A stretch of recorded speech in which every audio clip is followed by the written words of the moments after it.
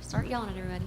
Good evening, everybody. Welcome to the regular session meeting for August 2nd, 2023 to 7:01. We call this meeting to order. May I have roll call, please? Mayor Orndorff. Here. Commissioner Hewitt. Here. Vice Mayor Suey. Here. Commissioner Watson. Here. Commissioner Romanek. Here. I'd invite Reverend Murphy up to do the invocation followed by the salute of the flag, please.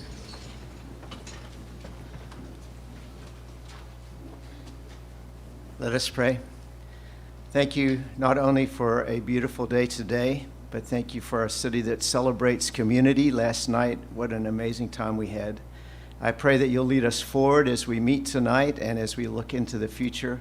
Thank you for our mayor and commissioners. Guide them and bless them, bless our city, and help us tonight to see your hand in all things, for we ask it in your name. Amen. I pledge allegiance To the flag of the United States of America, and to the republic for which it stands, one nation, under God, indivisible, with liberty and justice for all.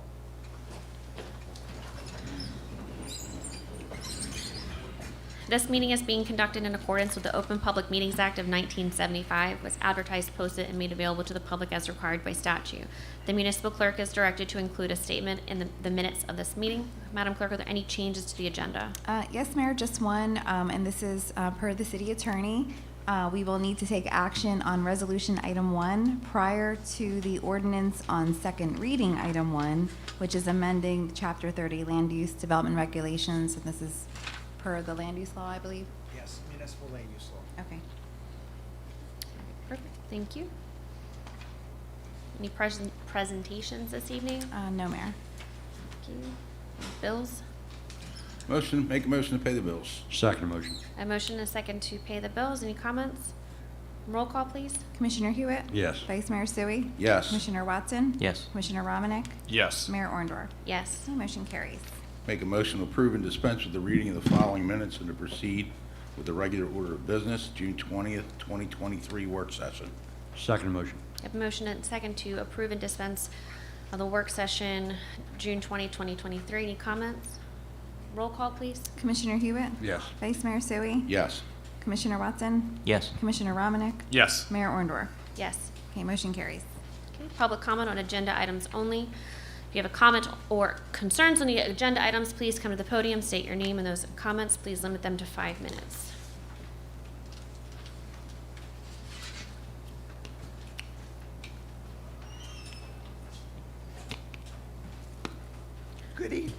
Good evening, Patricia Kears. I have a question on the ordinance first reading 18.6. For the $5 million. And my question is, the computer and the network costs for that system, is that included with this bond?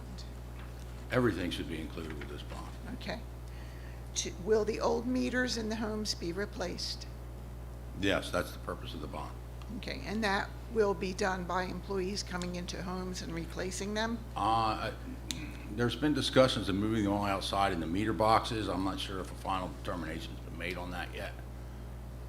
Okay, and is there a smart meter deployment best practice plan in place yet? I don't know. I'll have to get back to you on that. And is there any way that the infrastructure trust fund can be used for this instead of bonding it? Well, what we have to do is have a project ready to go, and we can't have the project ready to go till we pass the bond.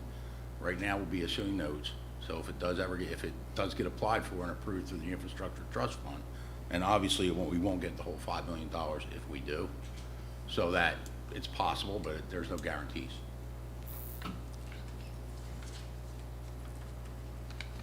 What kind of system is there currently? We have a meter reader go around and read meters. Right, but do you know what the name of it is? I mean, is it? I don't recall the name of the meters. Okay,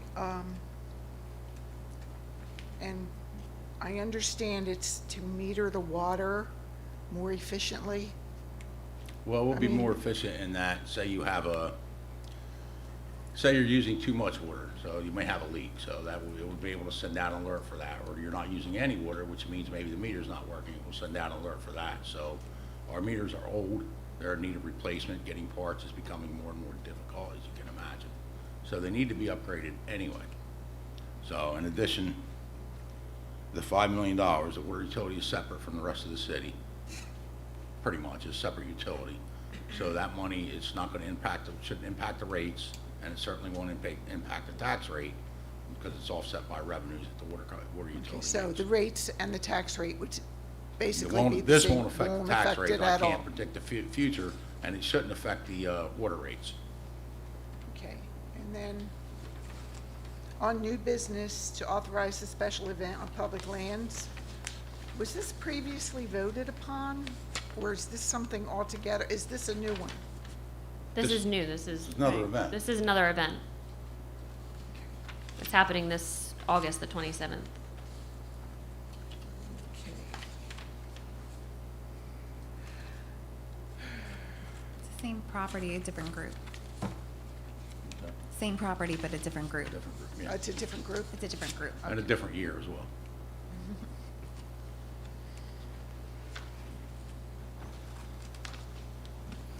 Good evening, Tim Cardy, Millville. Resolution 19-6. The DRBA concerning early renewal for the ground lease. Honestly,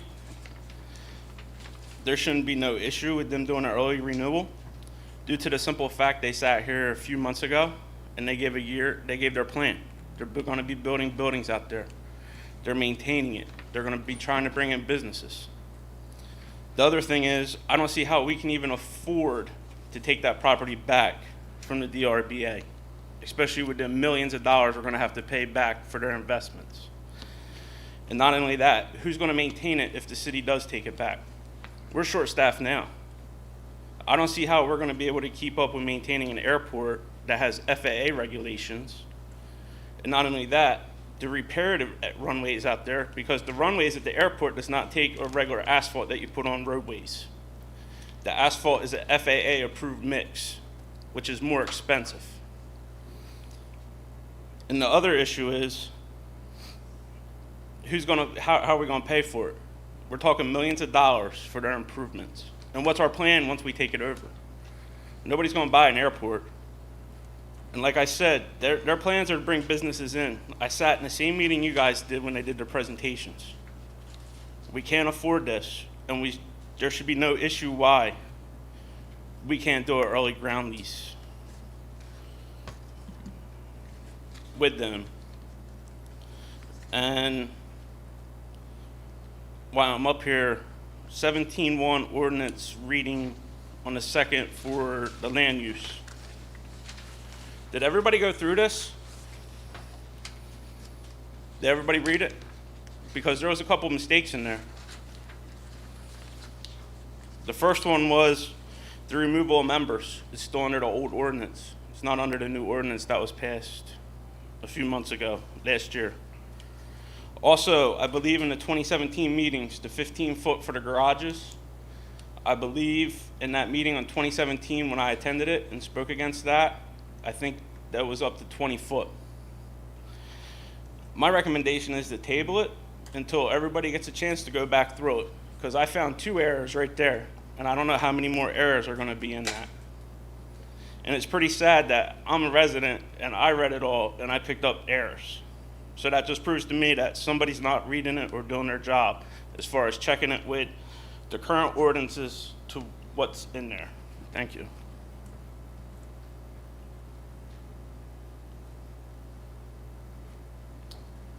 Good evening. My name is Dave Bostrom. I'm with Competition Dirt Riders, and we applied for a special event application. Most of it looks like it's covered in your notes. I just wanted to add a little bit more info.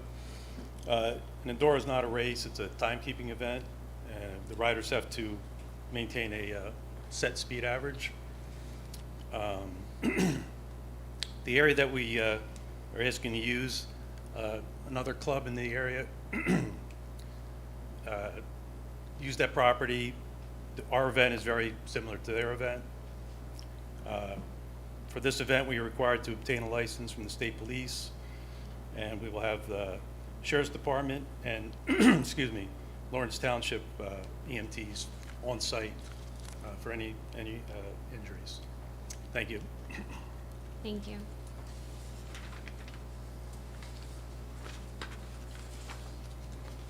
Seeing nobody else, will close the public comment on agenda items only. Petitions and letters. We have none, Mayor. Reports of commissioners. Commissioner Romanek? Yes, Mayor, thank you. First, I would like to say that we have a zoning board on tomorrow, August 3rd at 6 o'clock p.m., and then planning board on August 14th at 6:30. On Saturday, July 29th, I was invited to attend the South Jersey Summer Swim League Championship held at our Holly City Swim Club. And speak for opening remarks during the event. I was able to stay and watch a couple meets or races. As you were pulling up to that event that day and that morning, you would have thought that they were giving away $100 bills to everybody that was there. The amount of cars blew my mind. And to come to understand about that event, it happens every year, but they rotate swim clubs throughout South Jersey and basically within the county. Tons of people showing support for all the individuals. I did see our CFO, Marcy, there. Her grandson was swimming in the event. Many people came out to show support to our local Holly City swim team, and I'm proud to say that the Holly City Shark swim team won the 2023 SJSSL championship. So that's very good. This Holly City Swim Club was founded, by a lot of outstanding members in Millville City many years ago, and it's great to still see that it's happening. Still happening and continuing to this day in 2023. National Night Out was a huge success. There was many people. I don't know the exact numbers. I'm sure 2,185 people. Wow. I was going to say somebody has to know those numbers. 78 vendors. I got you. And that was a great sight to see. I think the weather was absolutely perfect. There was a breeze. Many people were out and about talking and engaging with the police department, with all of us. We tried to see a lot of everybody was there. And it was just a great sign to see the community come together for such a great event in the city of Millville. I shared some pictures on my Facebook page. Fireworks were excellent. Everybody there had a great and wonderful time. And I look forward to it next year and for it to become bigger and better, like always, that we plan to do in the city. Other than that, Mayor, that is all for right now. Thank you. Thank you. Commissioner Hewitt? Thank you. Again, following with Commissioner Romanek, I've got to thank, first and foremost, big thanks have to go out to Sam Cruz and her crew. Without them, none of these events go on. Naturally, MPD, Millville Fire Department was out there with the EMS trucks with our display. Division C from State Forest Fire was here with a display and to be over there with us for the fireworks.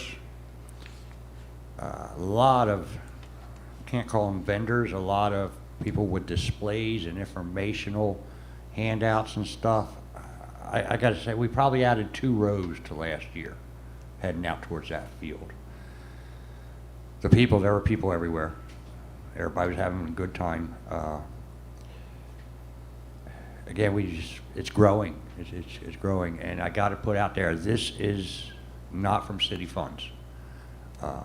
Sam's crew and stuff, yes, they get paid, but this comes from drug seizure money and such when our K-9s work with the Postal Service, the airports, and that's how National Night Out is funded everywhere. So it's not a budgeted item. We just try and make it as big as we can with what funds we have available. Again, thank you to everybody that came out and had a great night. With that, progress. Thank you. Commissioner Watson? Yes. I have here the report for the streets and roads for the month of July. 77 tires were collected, 17 appliances were collected, 173 electronic waste were received, 316 street sweeping tickets were written, 2 curbside tickets were written, 153 curbside notice of violations were given. 3,164 bags of loose leaves and grass clippings were collected. The basin flooding issue on Union Lake Crossing has hopefully been resolved. The storm basin repair at Glasstown and Coombs Road is complete. The road repair 1309 Pleasant Drive was complete. The road repair at 31 and 15 Chestnut Street was complete, along with the 20 Cornwall Avenue, 1208 Cedarbrook, Lafayette and Lilac was completed. 908 Irene Street was done. The road repair at 924 and 903 Barber Terrace was complete. The road repair at 10th and Mulberry Street was complete. The road repair at 400 Morris Street has complete. Department has been very busy. All storm drains on Barber Terrace, Hill Lane, Pine View, G Street, Glasstown Road, and Coombs have been done with rotting. Hopefully there's no more flooding issues, or hopefully this will help with the drainage. Roadside grass cutting at the industrial park was done. We also had a sinkhole today at Bogdan Boulevard near the airport. It was an 18-inch line. We got the materials gathered today, and we plan on fixing it tomorrow morning. Great job by the Streets and Roads, and working hard. Great job the fleet. Got the chance to visit them today. They're doing very well.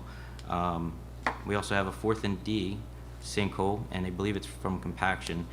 Thank you to Sewer for helping out Streets and Roads videoing the storm drain, and videoing the city sewer. It's not that issue, so it's good to hear. National Night Out, me and my family had a blast. It was real cool. Glad to see everybody. A lot of vendors, a lot of hands went into this. Millville Police Department, Parks Department, and everybody else who I know I'm forgetting. Thank you so much for putting that on. My girl Alyssa, she won the hula hoop competition. Was my daughter's best friend. I gave it a try. According to my oldest daughter, I need some lessons, but we'll go from there. Yeah, that's all I have, but thank you so much. Thank you. Vice Mayor? Yes, first, let me address the Laurel Lake Water Distribution System. So in the Laurel Lake area, it's a historically underserved portion of the city, and it's desperately in need of a water system both in the Millville and commercial township sections. The community is listed as an overburdened community according to environmental justice standards, where homes have been abandoned due to the inability to obtain safe drinking water. The city has completed a preliminary design for NGIT financing that proposed an extension of several miles of transmission mains and construction of a water distribution system, allowing for the future connection to over 650 homes in the adjacent community. It has both the Millville City Commission and the Commercial Township Committee support. A request for the financial review with consideration for funding and forgiveness, as the city would not be able to move forward on such a large-scale drinking water project without infrastructure trust and NJDEP bank support. The city has completed the conceptual water system plan, a project narrative detailing the struggles on the Laurel Lake area from its original inception, a project cost estimate for water transmission main and distribution system to the Millville boundary line, which will include a connection point into Commercial Township, allowing for extension across the Laurel Lake Bridge to the adjacent community. Commercial Township, for their part, has engaged Remington Vernick as an engineer to complete conceptual water system design for submission for funding consideration. This will generate additional support over and above their letter of commitment to the proposed water system. Remington and Vernick is scheduling a pre-application meeting with the New Jersey Infrastructure Trust to determine project funding. Now I want to talk about the airport treatment plant for a minute. As many of you know, there was an incident at the airport treatment plant on Wednesday, July 12th during routine maintenance operations and testing of the emergency generator.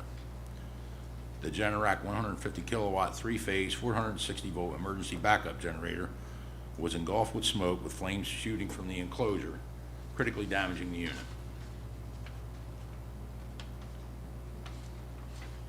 So the fire department responded, shut down the generator and the natural gas service.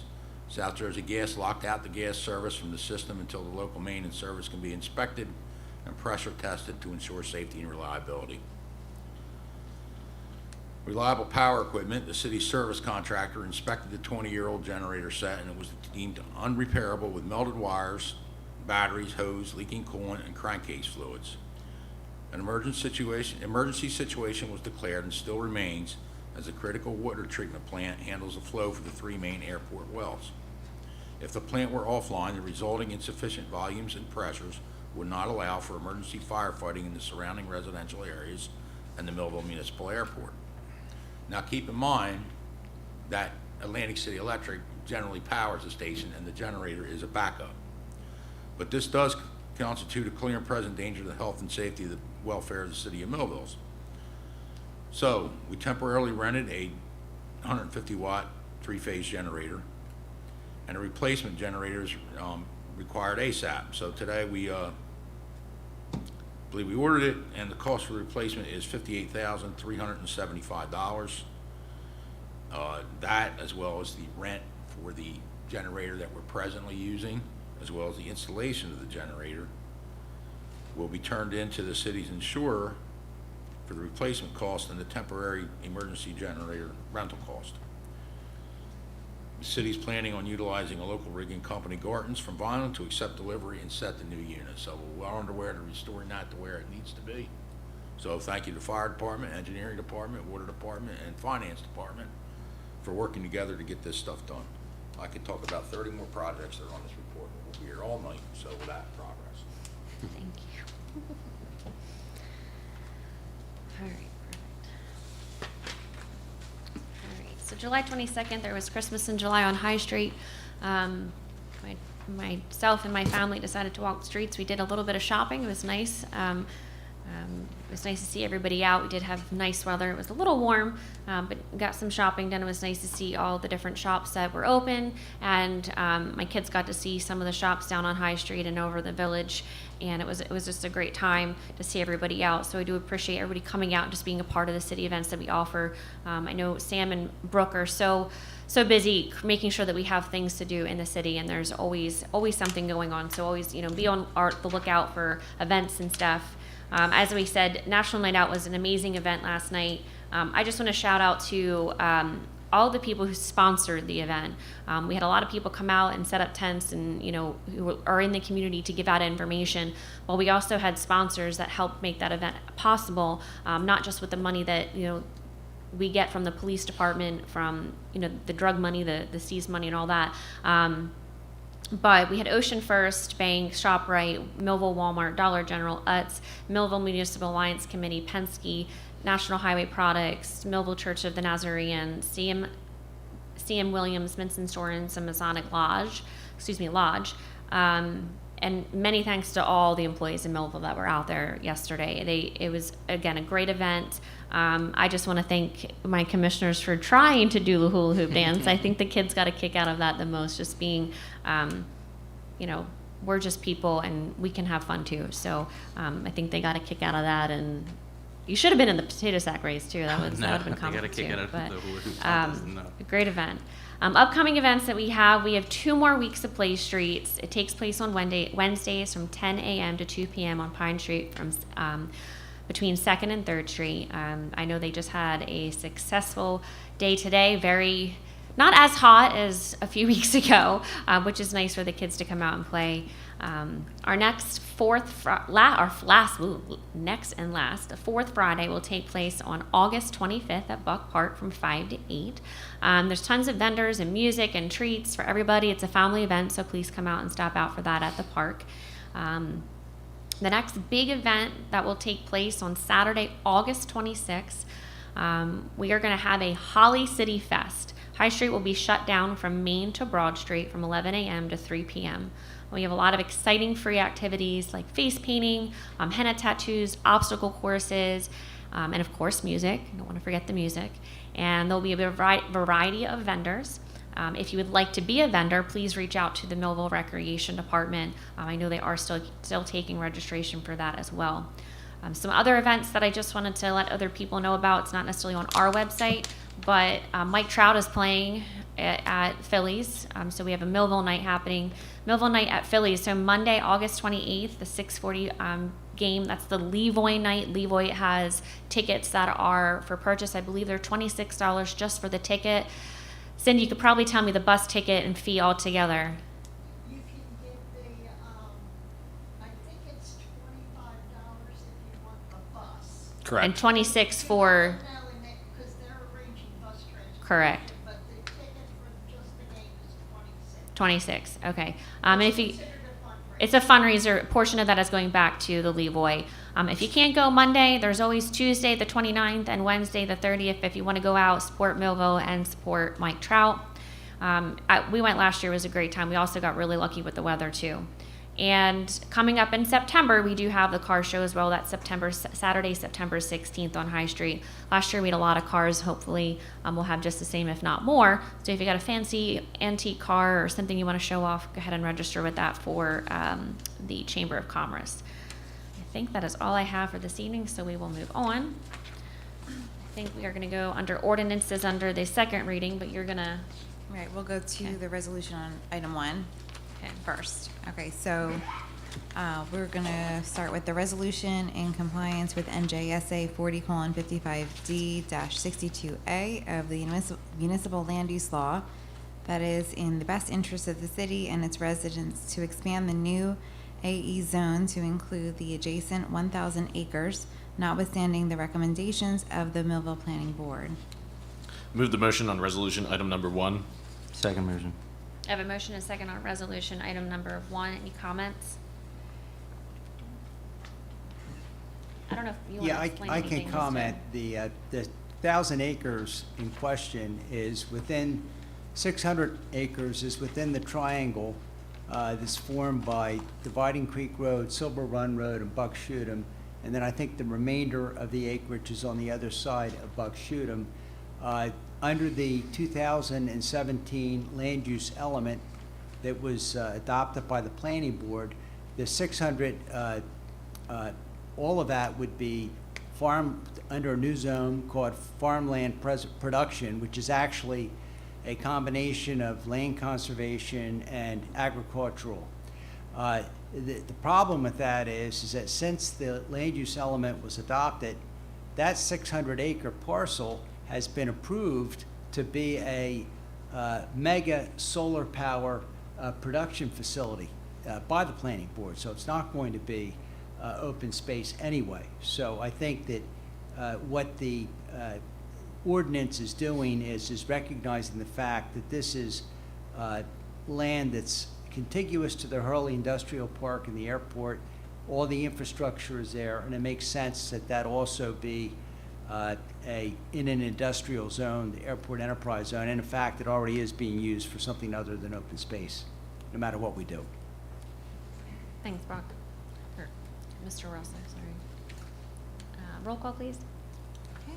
Commissioner Hewitt? Yes. Vice Mayor Sui? Yes. Commissioner Watson? Yes. Commissioner Romanek? Yes. Mayor Orndorff? Yes. Okay, motion carries.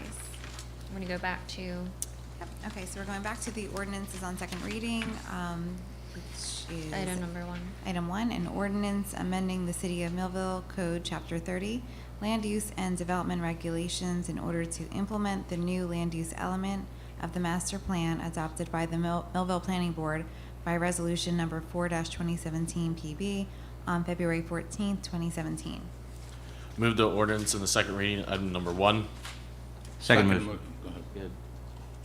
Second motion. Thank you. I have a motion and a second. There's a, first, before we go to this, we have a public hearing if there's any comments or questions. Did you have something as well? Planner would like to make a little, make a comment about the ordinance, and then we can. And then we'll go to public hearing first. Yeah. Okay, thank you.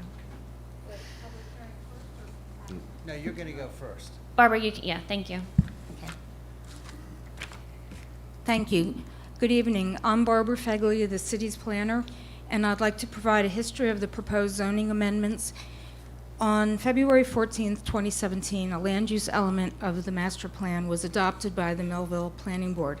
The land use plan element of the master plan was actually prepared by the New Jersey Department of Community Affairs Local Planning Service in conjunction with a working committee of city officials, staff, and the planning board. The goals of the land use plan element were to provide a blueprint for the city to accommodate a variety of uses and densities in the appropriate locations while maintaining a balance between development and land conservation. 2, to protect open space and critical habitats around the Morris River and preserving remaining farmland by encouraging low-density or clustered development in rural areas. 3, to direct large-scale, higher-density development toward the downtown business section, business district, and other already developed areas of the city that served or are logical for sewer extensions. 4th, to sunset all the outdated redevelopment plans which are no longer relevant, while recognizing the continuation of the area in need of redevelopment designations. 5th, to resolve wastewater management planning issues by designing land use boundaries that are consistent with current infrastructure and future sewer service area boundaries. 6th, to encourage economic development and investment by attracting businesses and retailers to the downtown business district, to commercial corridors and industrial areas.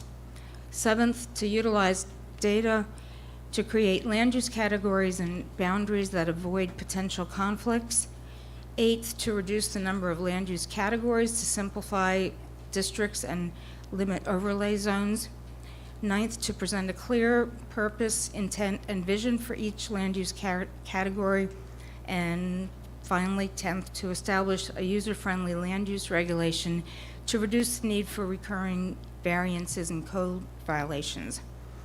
The land use element of the master plan recommended a reduction in the number of land use categories and a revision to a number of the development guidelines, again, to serve as a blueprint for the city and take the next steps in creating and adopting zoning districts and land use regulations that would guide development in a more predictable manner and address the goals and visions for the city. If you remember, I think there were 16 zones, and I don't even know how many overlay districts in the current ordinance, not where there are. While the city attempted to craft a zoning ordinance that would address the recommendations of the land use element of the master plan, after the plan was adopted, efforts failed and an amended zoning ordinance has not yet been adopted. That was in 2017, and a number of years following the adoption of the land use element of the master plan. It's now 2023, 6 years later, and changes in land use and the city's vision have evolved and they've changed. The most significant change was that in September of 2018, at the James R. Hurley Industrial Park, where a redevelopment plan was adopted. This area of the city comprises approximately 500 acres of land that's serviced by public water and sewer infrastructure. This area was targeted for economic development and industrial types of development. In 2019, the redevelopment plan was amended. The city attempted to attract developers to the industrial park with limited success until recently. Conditions in and around the James R. Hurley Industrial Park have substantially changed during this intervening 6 years since the 2017 land use element was adopted. In 2017, the industrial park was completely undeveloped. The Board of Commissioners notes now that the park is either currently under contract or letters of intent and have been issued, and that developers are seeking more industrial land at or near the park. The reason I'm addressing this is that the Planning Board found the proposed ordinance was consistent with the land use element of the master plan, with the exception of an area consisting of approximately 1,000 acres located, as Brock just described, between Dividing Creek Road and Silver Run Road, and on the northern and southern sides of Buckshootum Road. These parcels are identified in the land use element as farmland production. The proposed zoning map has classified these areas as airport industry district. And if I can just show you on the map, for the public, I'll turn this. This is this triangle here that's and this color is this area. Would be the airport enterprise district, as opposed to the farmland production.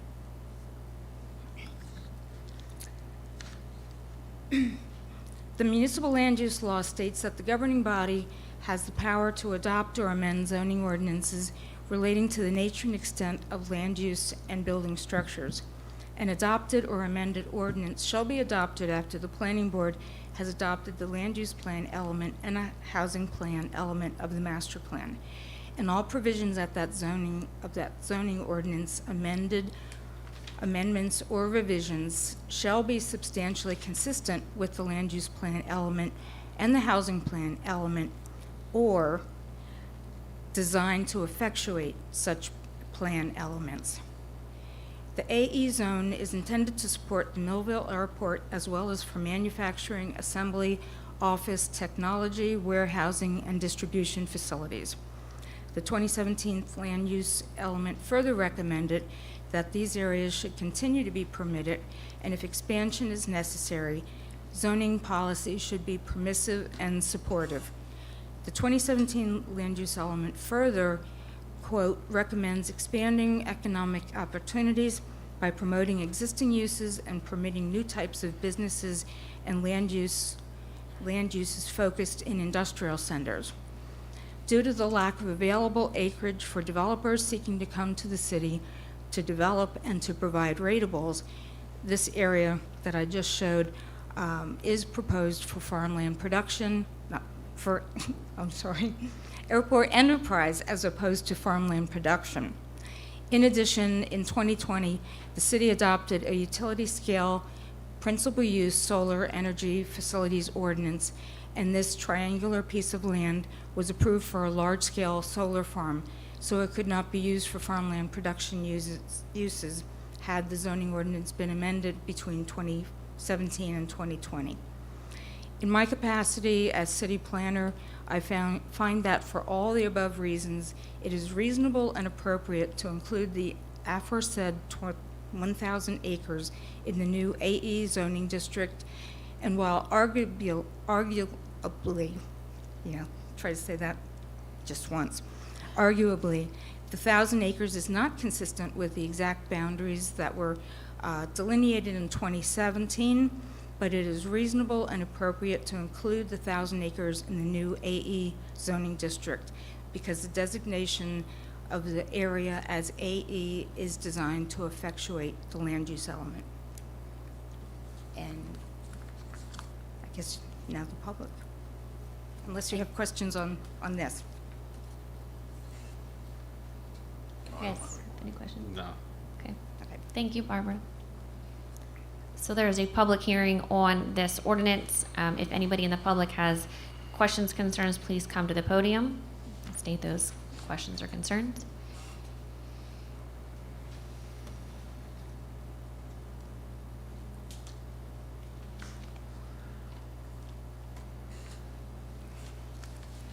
Patricia Kears, 409 Peach Drive. My intent is not to nitpick on this because I know it's needed so that we can move forward. I do have three concerns now. There are a couple of errors, as Mr. Cardy already pointed out, and I won't repeat that because it's already been said. My other concern is the height restrictions. Land is a limited commodity in this world. Mrs. Kears, can you put the mic up? I'm sorry. I think. Yeah, I'm sorry. No, that's okay. I just want to make sure they can hear you. Okay. Thank you. Land is a limited commodity in this world, and I think limiting some buildings at 35 feet, and as I went through each delineation, that's what the majority of them were. I'm just wondering if that's a little short-sighted. And my other comment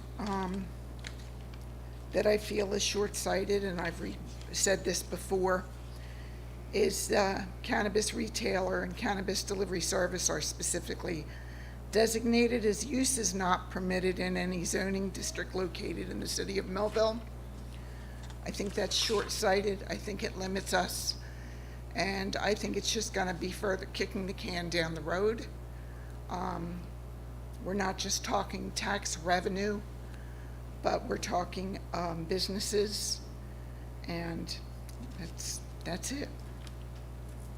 Thank you. I know I can speak to the cannabis, so we can't change that. That's set for 5 years. We can't change that under our ordinance.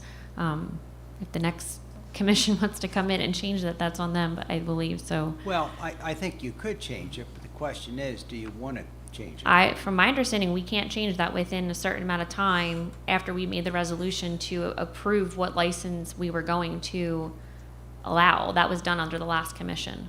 I think the way that the statute is worded is that if you hadn't done anything, then there would be a 5-year prohibition on changing it. But if you act it, then I think you can make changes. I could check on that for you, but I'm pretty sure. Yeah, I thought that we weren't allowed. I thought we've stated that before, that we weren't allowed to change that because it's not prohibited. That's what our ordinance states. But yeah, if you could confirm that, that'd be great. Paul Paraka, Jr., Millville. I have an engineering degree from Villanova University, and I've been involved in real estate for 38 years. I've been a broker for 36 years.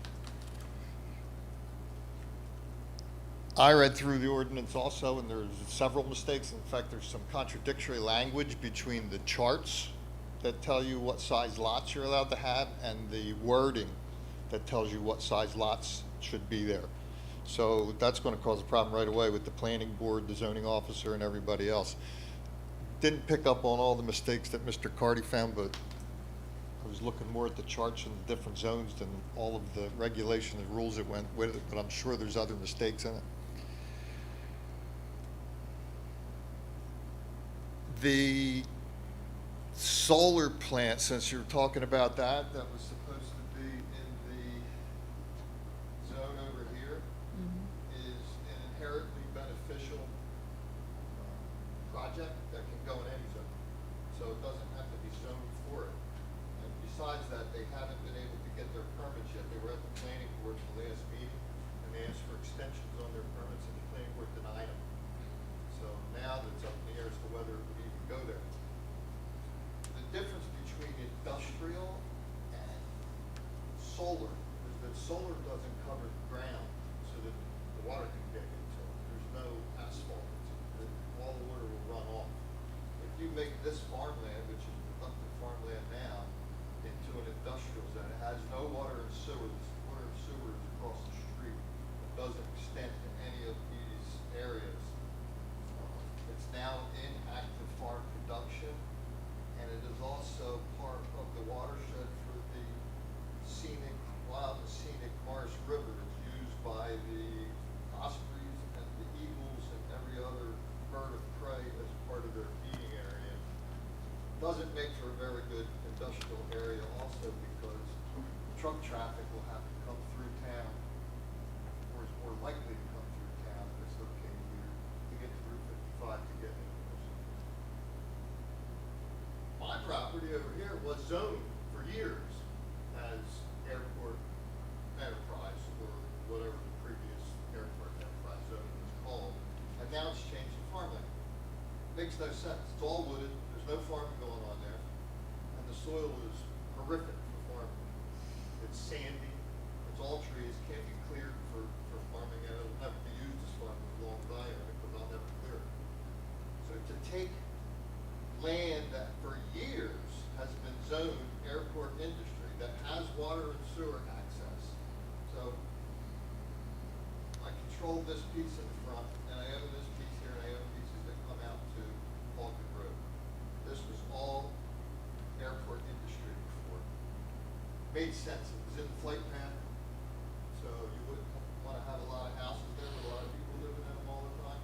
It would make more sense to have industry to it. It gives you access to the west side of town, which puts trucks on roads out to Sherman Avenue and 55 instead of coming through town, and you already have water and sewer, and it's in the flight path.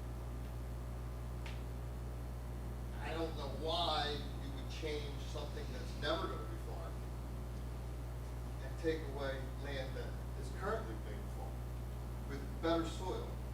These are sandy soils, these are heavier soils. This contributes to the Wild and Scenic River area. This doesn't.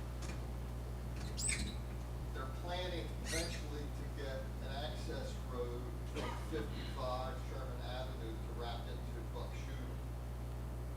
If you're on the north side of Cedar Street, you can access that perimeter road much quicker and easier than if you're way over on the other side of town. That would enable you to direct truck traffic away from the center of town, keep a lot less traffic from causing problems in the town. Additionally, if you look at the west side of town, you see that the roads look like spokes. So everything spreads out this way. Infrastructure, water runs all the way out on Main Street to Bethel Road. That's the end of the water up there. For some reason, this little section here, not as concerned as this for farming, but why you wouldn't include that in with housing instead of farming doesn't make a lot of sense when you have water out here. You also have a little strip here on Bethel Road. On the right side of the road, you can have housing. On the left side of the road, you can't. So why would you have a road and run a trash truck up and down when you don't have houses on both sides of it? When you have water there, doesn't make sense that this little green would be inserted here. You want to keep your housing and your other things where there's infrastructure, so it makes more sense to have a band where your utilities are. Now you can split it up between, because you have the airport over here, it makes sense to have airport industry, and then have your band of housing. But why you would interject farming into the middle of the housing area and not make use of your existing utilities makes no sense to me. That one's not too much of a concern to me, fine. Eventually, it's gonna be housing anyway. If you slow it down a little, okay, until maybe these lots get split up a little bit, but it's gonna be a while. So that one's not real critical in the plan. You have to do a master plan exam very shortly anyway. Every 10 years you have. But we're speaking to the other, you're speaking mainly to the other lot. You're speaking mainly to the other lot, the 1,000. Well, this one's more important to me, yeah. Well, the other reason that this is important is because this is pretty much landlocked. You have the White Marsh Stream on this side, you're never gonna get across that. There's no reason to put a bridge across it or anything like that. So you're landlocked with that, and then you're landlocked with the industrial park over here.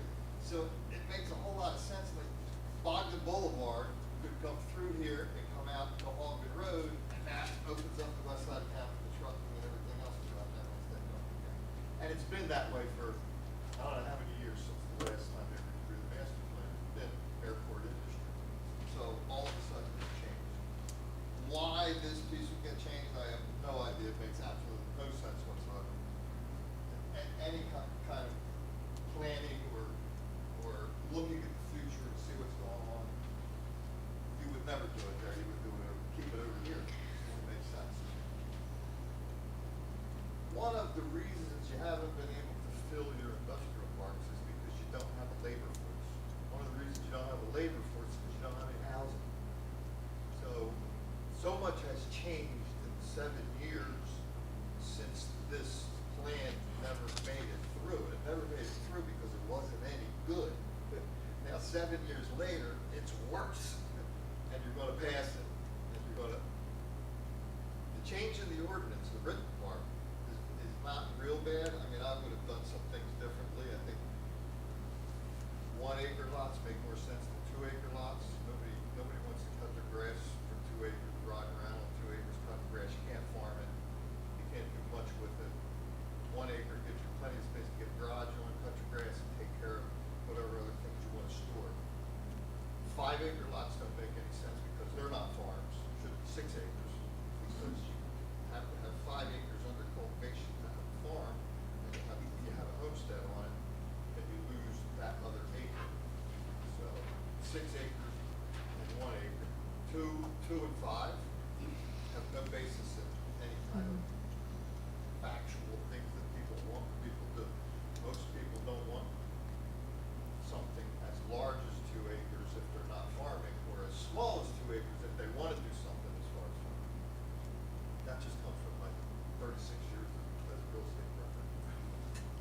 you have another problem too. There's a statute, 4055D 62-1, that requires notice of any amendment to the zoning ordinance, unless it's in,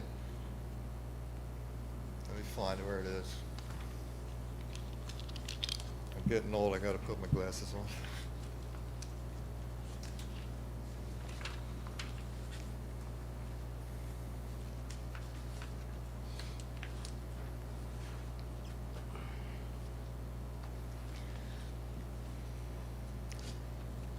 Notice of the hearing on an amendment to the zoning ordinance proposing a change to the classification or boundaries of a zoning district, exclusive of classification or boundary changes recommended in a periodic general reexamination of the master plan. The examination of the master plan was 7 years ago. It was passed 6 years ago, but the examination was done 7 years ago. A lot has changed in 7 years, as was stated by the planner. I don't think that the spirit of the law is being followed. It definitely is not being followed in the change of the 1,000 acres, because nobody's gotten any notice that this area hasn't changed, and it requires certified mail to everybody within 200 feet and the owners of all the property that is being changed. So the law wasn't followed there. And I don't think it's followed in general. The entire map for the entire city changes the zoning for everybody. So the question is, does a 7-year delay allow you to not notify you? Or does a 7-year delay now require notification that everybody in Millville is getting a zoning change? I think it's a very interesting question. I've talked to several different people about it. All of them have had the same mindset as me, which is the spirit of the law is to let people know that their zoning is getting changed. Many people didn't even own their property 7 years ago. They bought it more recently, so they have no idea their zoning is getting changed. And that's a big, big, big problem. That you're changing everybody's zoning based on meetings that were held 7 years ago. Now you got somebody bought their house last year or up to 6 years ago. They have no idea their zoning's getting changed.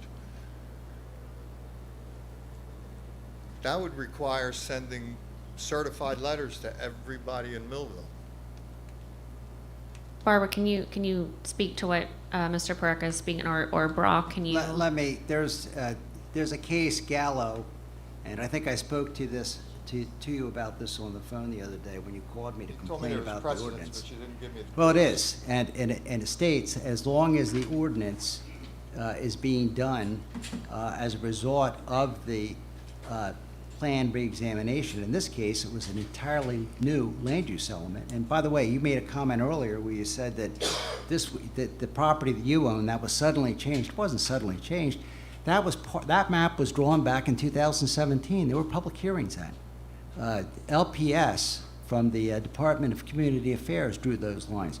The only change that we've made is the 1,000 acres, which are in a very sparsely populated area, and because we have had a lot of development interest in land in that area, and we've run out of land. And, Well, you haven't run out of land. excuse me, I'm speaking. My land is Okay. still zoned. Okay. Excuse Mr. me. Russell was not done. Can you please let him Mr. speak? Please, I'm still speaking, Well, let's okay? keep it on. And the, Mr. no, no. Is airport industry.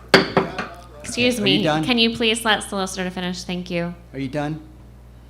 Probably not, but go ahead. Okay. So the, and then the 600 acre parcel, that's going to be this solar plant. And you can't just come up here and say that that's not going to happen. They have approvals. The fact that an extension wasn't granted, that doesn't mean that that's not going to happen. I didn't say it wasn't going to So when happen. that project is I'm just built, stating facts. when that project is built, there aren't going to be farms there anymore. I think what you're concerned about is your land, and that's on the other side of Cedar Street. And that boundary line was drawn by LPS back, or proposed by them, after having public input and having all kinds of hearings back in 2017. I understand Yeah. that. That's 6 years ago. 7 years ago was when the meetings were held. That's Well, my point. show me a case that says that hiatus of 6 years invalidates this Well, that's process. something for a judge to decide. I mean, if you think that you don't have to notify people that are getting their valuable land changed in their zone, then that's fine. I think we're getting off the subject here. Can we just go back to what's being approved tonight or not being approved to see? My concern is there are errors, and if there are errors, does that need to be changed before this needs to be approved? Can it be changed? There are some minor errors that were pointed out, and that's going to happen anytime you do something of this magnitude. And this is exactly what happened before, because previously there was a whole ordinance that was drawn up by Sally Birdsall, went to the planning board, and it got picked apart and it never got done. Now here we are, and it's 6 or 7 years later. I think it's 6 years later, not 7 years later. And the same thing is being argued. I mean, you're always going to find something. I mean, we can come back and correct those. From my understanding, they're minor errors. Yeah, and there the may be height variances and all that stuff that there may need be to be something fixed. else. There may be a typo someplace that's going to have to be changed. But at some point, you have to implement the recommendations that were made by the new land use element, which was adopted by the planning board. I mean, you're required to do that. We've never done that. It needs to happen under the law. And we can fix those minor errors later. Yeah. Well, one of There's the- going to be one of- minor. There's going to be changes along the board. I'm sure that Barbara's going to come across, and other ordinances are going to change. That One of the errors is in the farmland literature or the writing. It says that lots should be 10 acres. In the schedule, it says that you can do a 5-acre lot. To me, that's not a minor mistake. I mean, that's a fairly large mistake. I don't think that you have to pass a new ordinance. I don't think there's a requirement that you do it. But 7 years is an extensive time difference between the time that I you had understand what you're meetings. saying. I think that the commission is probably going to go by recommendation of our solicitor and our planner based on their legal advice and their professional, And there is, I'm going to interject here, there is a necessity to implement the master plan reexamination with an ordinance. If you don't do that, it opens the door for developer to argue that the existing ordinance should not be enforced. In fact, we had an action where Mr. Carpino sued the city, and in that litigation, that argument was raised. Fortunately, the city was able to prevail in that case, but it does open the door for that argument. You need to follow up on it. I guess if we follow Mr. Parek's suggestion, I guess we go back to the drawing board and re-examine the entire master plan. And I don't know how long that would take to get that done and to pay for all of that, and then to have an ordinance that implemented that. So this is something that's long overdue. It should have been done before. It wasn't. It needs to be done now, in my opinion. Just because you think you should rush something doesn't mean you should implement something that is not in line with the way the city is going now after 7 years. Again, your master plan is required. and I understand. Can I make a comment there? So if it takes 7 years to do something, I don't think that's rushing it. It's probably delaying it too long. That's just my observation. I agree with what the solicitor said. Well, you got I don't know what different else, he people. wants to I mean, say. Can you everything please has let him changed. have the floor, sir? He's speaking. So, that we started working on the land use plan and the zoning ordinance way back before 2017. Sally Birchfield was hired when we were in office last time. We were out in 2016, I believe. So this has been an ongoing process. In fact, there was a time when we heard from the zoning board that there were problems because the zoning ordinance wasn't updated. And as Mr. Russell said, it resulted in us being taken to court for that, which we were good enough to prevail. So why would we want to keep going with litigation over and over again? Whatever errors there are, we can fix. And I thank you for pointing them out if they're correct, and we will double check to see if they're correct. But whatever errors there are, they can be fixed. So I don't see the problem in fixing the errors when we fix them. Correct. I think Barbara was taking notes and understanding and listening. I'm sure she can review this, and we'll, get those errors or taken care of. And I appreciate your opinion and your open, your. I don't have that much of a problem with the written documentation, but I don't think that the map reflects what direction the city has taken in the last 7 years. I understand. Are you done for this evening, sir, with any other comments? We can move on to anybody else had anything else to say for this public hearing? I'm done. Thank you, Mr. Bergen.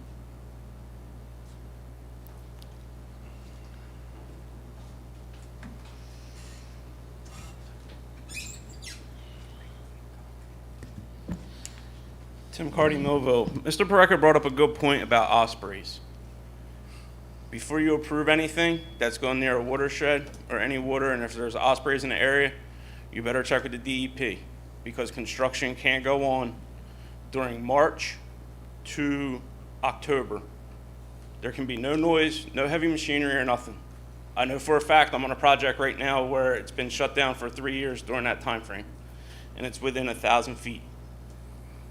So that's something to think about before you change something from that's near a watershed to something industrial. Because whatever you put there, they're not going to probably be able to operate between them periods of time. And that's current through DEP. Along with the eagle's nest, which I'm not sure of, but I definitely know ospreys because they are protected. And the DEP will fine. And they will come out and they will monitor situations, because as soon as the osprey puts a nest up, it's done. And you can't move the nest. Thank you.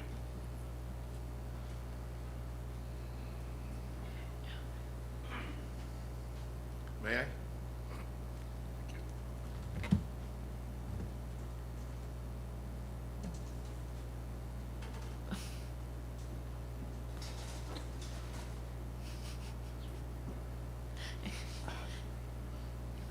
Good evening.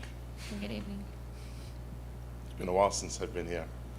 First of all, I'd like to say thank you for the opportunity to allow me to come up here and speak. And secondly, I'd like to bring the City Commission and the people of Millville up to speed with some of the work that we've been doing. Anthony, so excuse me This for isn't one that second. This part of is the just for hearing. the last, this is a public hearing for this ordinance. the This isn't a ordinance. public comment. So if you wanted to speak to updating people on your I- property, you can. No, it's not regarding the property, it's something else, but can I do it later? You can do it later, yes. This is on a specific ordinance. So if you wanted to speak later during public comment, I absolutely. misunderstood, I apologize. No, that's okay. You're good. Thank you. Okay, so seeing nobody else during, we're going to close the public hearing and move to closing, comments of commissioners.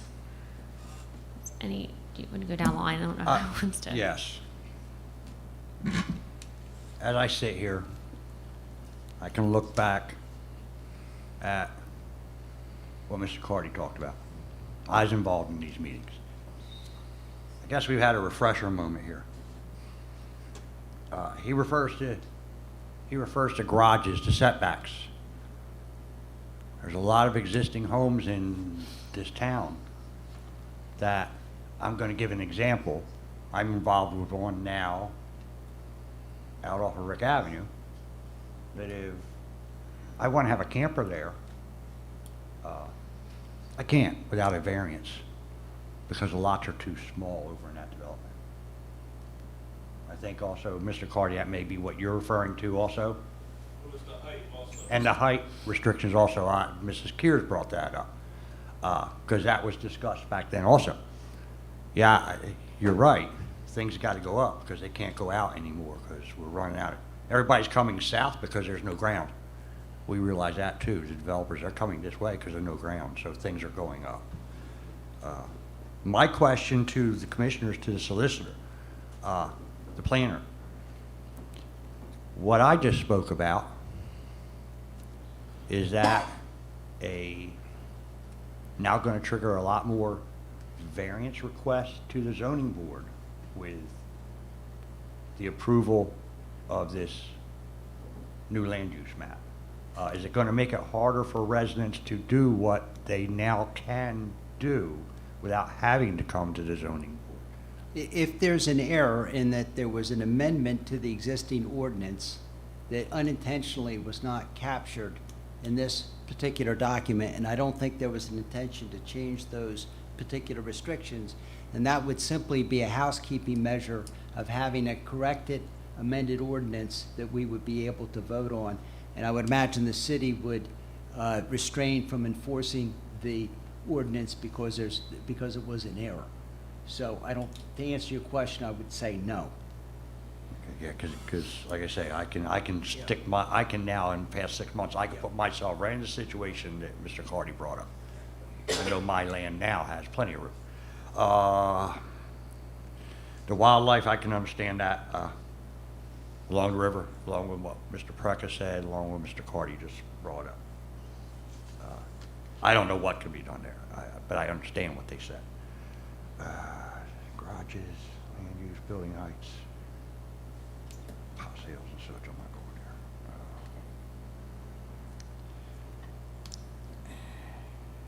going there. That's my questions for everybody, because I realize nobody besides Commissioner Sui has ever sat in meetings when this stuff was going on. So I just wanted those answers. I want to make sure we had a clear avenue here, and everybody wasn't all of a sudden going to have to be running to the zoning board for changes. To adjust the height restrictions, perhaps it would be best if the planner addressed why there were 35-foot height restrictions in the residential zones. I mean, where I can just say, imagine if you live in a house now where you live, and somebody came along and built 50-foot houses all around you, right? So that would substantially change the neighborhood. So where you moved is kind of what you expect it to be, right? You don't expect a 50-foot house Oh, yeah, to special pop up. So, you know, hence that's for some of the height restrictions. Some of the industrial height restrictions were lifted because of new standards and constructions for different projects. So being in on some of these conversations, which by the way, everybody was invited to, right? So that's some of the reasons for those height restrictions. And I understand land is valuable, and you know, sometimes you need to build up when you run out of land, but you know, how high do you want to build or around our houses? You know, so that's a judgment call. Yeah, I was speaking specifically out there at the industrial park where I know we're talking about some higher buildings. We have in there, you'll see that the and correct me if I'm wrong, Barbara Brock, but that the leeway? The restrictions are way, Okay. so you're allowed way higher than that for industrial buildings in most areas, and Barbara, I'm sure you can address that. Jeez. I actually thought I was a little bit surprised by the height of, for instance, single-family dwellings. It's pretty much standard 35 feet. I don't know what it was changed to. I thought it was kept at 35 feet. What was changed, as Vice Mayor Sui said, were the industrial standards. Those were raised because the current way that warehouses and industrial facilities are built is that they need more room for the racking in the building. So that was raised, but I thought the intent was to keep the residential standards for single-family duplex, that type of thing, the same. Now, there still is the high-rise and the mid-rise and the garden apartments, and those, I believe, stayed the same that they were also. Yeah, I Could be think the wrong. point was to change as little as possible. Right. While at the same time implementing the recommendations that were made by local planning services of the Right, and the Department of big Community change Affairs. that was made was renaming the districts and somehow consolidating 16 districts down to whatever number we have now. So you had to take you might have, 2 different districts, and you had to, like, pick the best or pick the most appropriate from the 2 different standards that were in the ordinance. So that was the major issue, but not, renaming and consolidating, but not necessarily changing heights or setbacks and things like that.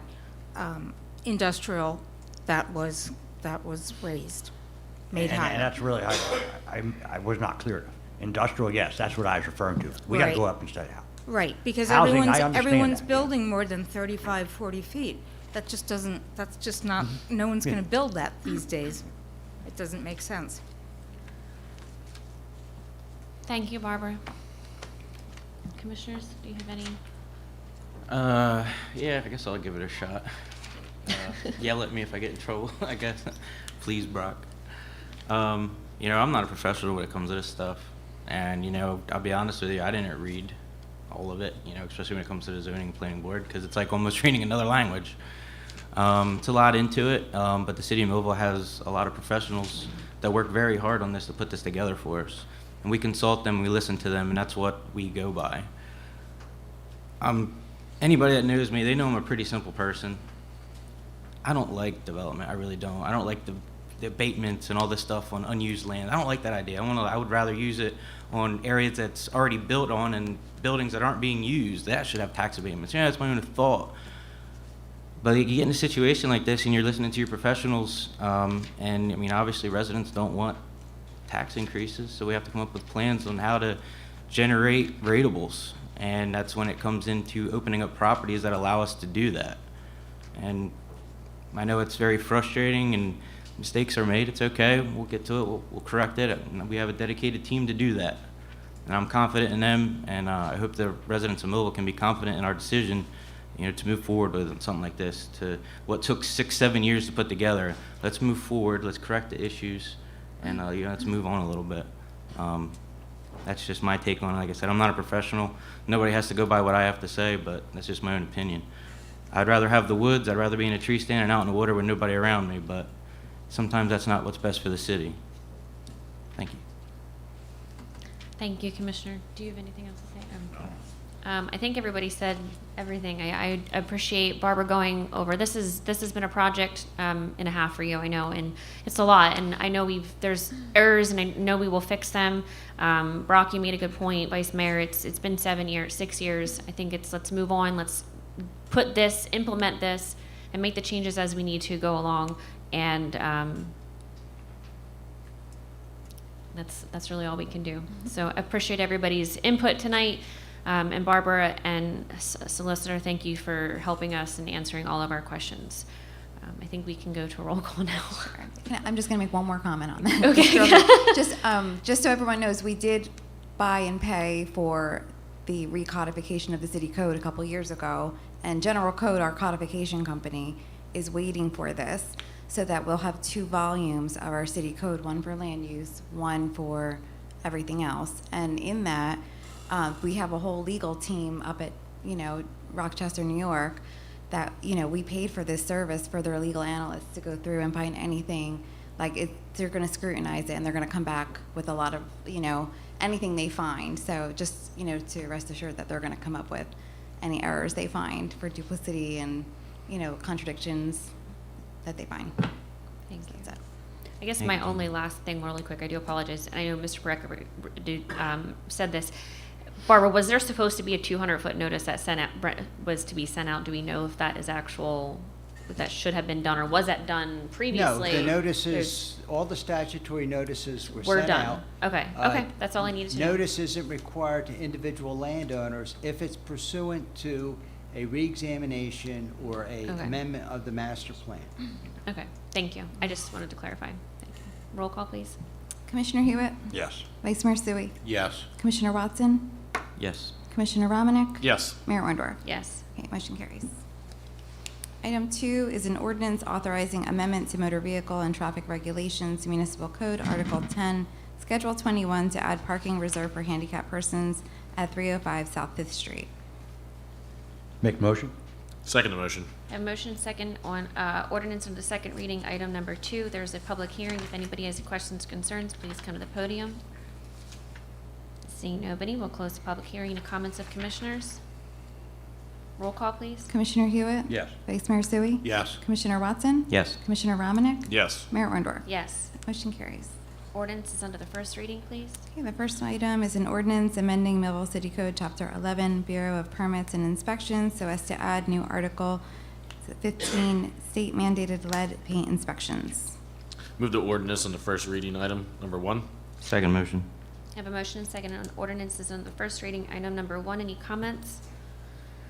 Roll call, please. Commissioner Hewitt? Yes. Vice Mayor Sui? Yes. Commissioner Watson? Yes. Commissioner Romanek? Yes. Mayor Wendorf? Yes. Okay, motion carries. Second item is an ordinance releasing, extinguishing, and vacating the rights of the public to a portion of a certain paper street and rights of way located in the city of Millville known as Mickle Street. Move the ordinance on first reading. Second motion.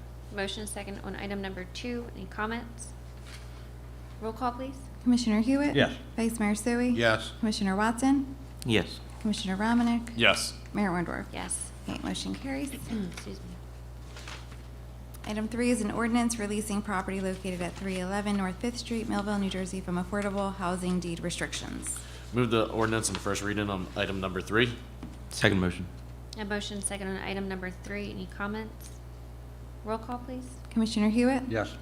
Vice Mayor Sui? Yes. Commissioner Watson? Yes. Commissioner Romanek? Yes. Mayor Orndorff? Yes. Okay, motion carries. Item 4 is an ordinance authorizing amendment to motor vehicle and traffic regulations, municipal code, Article 10, Schedule 21, to add parking reserved for handicapped persons at 230 South 3rd Street. Make the motion? Second motion. A motion second on item number 4. Any comments? Roll call, please. Commissioner Hewitt? Yes. Vice Mayor Sui? Yes. Commissioner Watson? Yes. Commissioner Romanek? Yes. Mayor Orndorff? Yes. Okay, motion carries. Item 5 is a bond ordinance authorizing various capital improvements and acquisitions appropriating $500,000 to pay the cost thereof and to authorize the issuance of $475,000 of bonds to finance the appropriation and to provide for the issuance of bond anticipation notes in the anticipation of the issuance of bonds. Move the ordinance on first reading out of the supplemental debt statement issued by the CFO Marcellus Shepard. Second motion? I have a motion and a second on ordinance under item number 5. Any comments? Roll call, please. Commissioner Hewitt? Yes. Vice Mayor Sui? Yes. Commissioner Watson? Yes. Commissioner Romanek? Yes. Mayor Orndorff? Yes. Motion carries. Item 6 is a bond ordinance authorizing improvements to the municipal water utility systems and appropriating the sum of $5 million to pay the cost thereof, to authorize the issuance of $5 million of bonds to finance the appropriation, and to provide for the issuance of bond anticipation notes in the anticipation of the issuance of bonds. Move the ordinance on first reading, and I have the supplemental debt statement issued by the CFO Marcellus Shepard. Second motion? I have a motion second on item number 6. Any comments?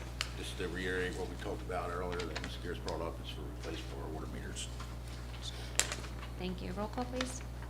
Commissioner Hewitt? Yes. Vice Mayor Sui? Yes. Commissioner Watson? Yes. Commissioner Romanek? Yes. Mayor Orndorff? Yes. Okay, motion carries. Resolutions, please. We'll go on to item number 2. We've already done number 1. It's a resolution authorizing the city planner to access the U.S. Housing and Urban Development Environmental Review online system for the purpose of approving Millville Housing Authority's environmental review record for scattered site disposition. Make a motion on resolution item number 2. Second motion. Motion second on resolution number 2. Any comments? Roll call, please. Commissioner Hewitt? Yes. Vice Mayor Sui? Yes. Commissioner Watson? Yes. Commissioner Romanek? Yes. Mayor Orndorff? Yes. Okay, motion carries. Item 3 is a resolution adopting the NJEDA plan for the Glasstown Arts District. Make motion, resolution item number 3. Second motion. Motion is second on item number 3. Any comments? Roll call, please. Commissioner Hewitt? Yes. Vice Mayor Sui? Yes. Commissioner Watson? Yes. Commissioner Romanek? Yes. Mayor Orndorff? Yes. Okay, motion carries. Item 4 is a resolution authorizing the adjustments in the tax and utility records. Make a motion. Second motion. Motion second on resolution number 4. Any comments? Roll call, please. Commissioner Hewitt? Yes. Vice Mayor Sui? Yes. Commissioner Watson? Yes. Commissioner Romanek? Yes. Mayor Orndorff? Yes. Motion carries. Item 5 is a resolution authorizing water sewer termination on August 21st, 2023, due to failures to comply with the utility ordinance pursuant to Section 56-18 of the Municipal Code. Move the resolution. Second motion?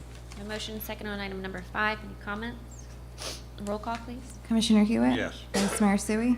Yes. Commissioner Watson? Yes. Commissioner Romanek? Yes. Mayor Orndorff? Yes. Okay, motion carries.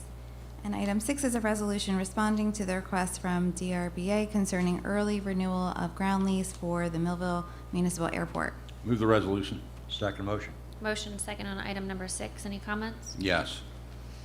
The DRBA has requested that we notify them early that we would renew the lease. This lease is for a period of 30 years. For us not to take every moment we can to explore every option we can, it wouldn't be wise. There's no reason to do it. The lease provides for a 5-year notice whether we're going to terminate the lease or renew the lease. We have had meetings with the DRBA. We have discussed the drainage problem with the DRBA. Their response was less than satisfactory. Are there people that may be interested in the airport? I don't know. We've got a year to find out. There's somebody who might want to buy the whole thing. Again, we have another year to find out. So let's find out before we rush into renewing something that, I'll be dead before it's expired, I think. You will too, probably. Yeah. Stop. You guys might still be I'll still be around. working. So, that's the reason I would urge you guys to, pass this resolution. And we have talked about this. And I haven't heard anybody say, we're gonna have Millville Municipal Airport. Correct me if I'm wrong. Heard it right now. I mean, I haven't seen a building built in a while over there, or, I mean, in the recent 5 years, I haven't seen anything. I know there's a lot of concerns with people who rent over there, that the DRBA is not willing to help them and keep a business floating. I've got There's been complaints about that, and it's several sad. issues, yeah, several issues, several complaints. And there's So nothing that they're We'd willing be to remiss do. not to keep exploring the options. Exactly. So- And if I may, under the terms of the lease, legally, we can't even exercise the option to renew yet. We can't do so, I believe, until October, because there's a window when you have to provide that notice, otherwise the lease automatically renews. And that window doesn't open until October. Right. And I think what triggered this was the DEP wanted us to informally advise them or provide a resolution FAA. that we were willing to go ahead with this ahead of time. FAA, you mean, right, Yeah, not DEP. right. But the DRBA wanted us to make that early determination, which we're not required to do under the lease. That's the only point I wanted to make. Correct. All right, thank you. Roll call, please. Okay, Commissioner Hewitt, Yes. Vice Mayor Sui, Yes. Commissioner Watson? Yes. Commissioner Romanek? Yes. Mayor Orndorff? Yes. Okay, motion carries. New business, please. Okay, we have a new business item. I just need if you choose, a motion to authorize the following special event on public lands application, which did not get the approvals of the following departments: the Police Department, Division of Traffic Safety, Parks and Public Property Department, and it's an off-road timekeeping motorcycle event sponsored by Competition Dirt Riders on August 27, 2023, from 9 a.m. to approximately 2 p.m. at start and finish at Morristown Fire Hall. Make a motion. Second motion. I have a motion and, Words got stuck. let's see, you're getting old. A motion and a second on new business item number 1. Any comments? Yes. We have previously had very similar events to this with no problems. The dirt riders are all required to have insurance. Even though these approvals aren't here, it's not up to these departments to determine what our policy is. It's up to us to determine it, and then the departments to execute it. So keep that in mind when you vote for this. Vote as you think you should, but that's my opinion. Dave, I appreciate you coming out and speaking as far as letting us know the other approvals and licenses. I know you said the state police is going to be there, EMT, and the insurance. You'll have the insurance. So I appreciate that information as well, as it didn't have all of that. Yeah, I know the departments didn't approve this, and I know they have their own safety issues and concerns. Unfortunately, there's people who ride out there every other day, and we can't stop them either. So hopefully this event is a safe event, and the drivers are cautious during their ride. I can confirm we have the insurance and the hold harmless agreement. We have to have that for the application. Thank you. And myself, going back to last year, it was successful. That was the first year we had to deal with it, although it was a different group.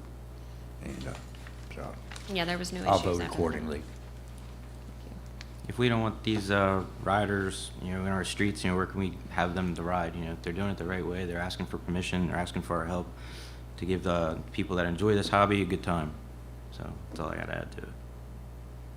And roll call, please. Commissioner Hewitt? Yes. Vice Mayor Sui? Yes. Commissioner Watson? Yes. Commissioner Romanek? No. Mayor Orndorff? Yes. Okay, motion carries. We have now reached the public comment portion of our meeting. If anyone would like to address the commission, please come to the podium, state your name, and address your concerns, and please limit those comments to approximately 5 minutes.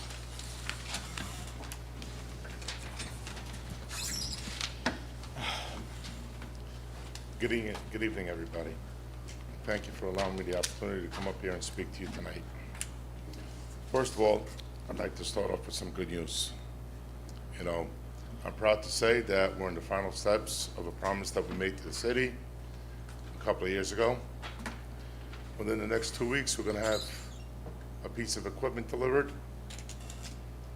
The equipment is extremely large, and it's being delivered on 4 tractor trailers. It's gonna start with the demolition of the final stages of the Wheaton property, which are the 2 towers there. It's a bittersweet moment that we, as property owners, members of the community, have to be very mindful of what we're doing. Millville has a history at that Wheaton property. There's a lot of people whose families have been part of it.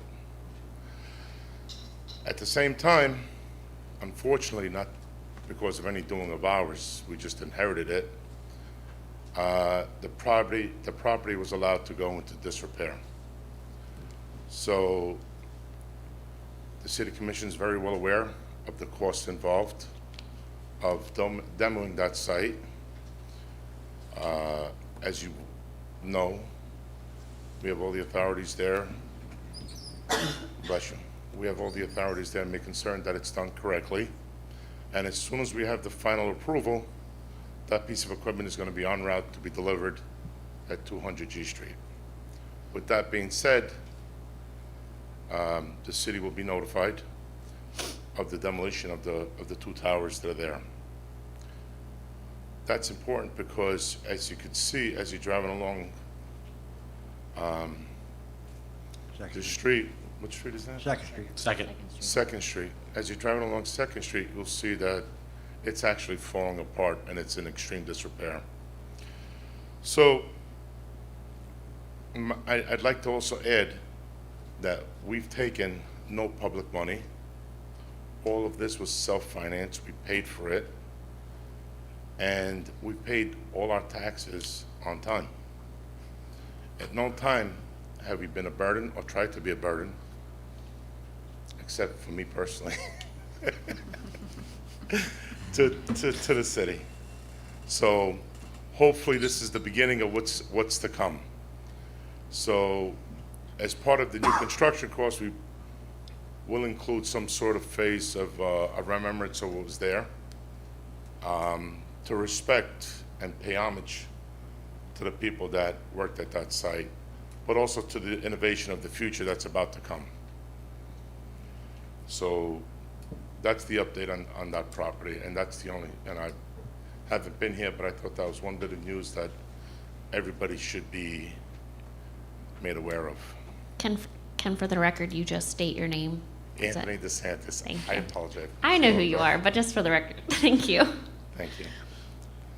And Anthony DeSantis, representing 200 G Street, formerly known as Wheaton Industries.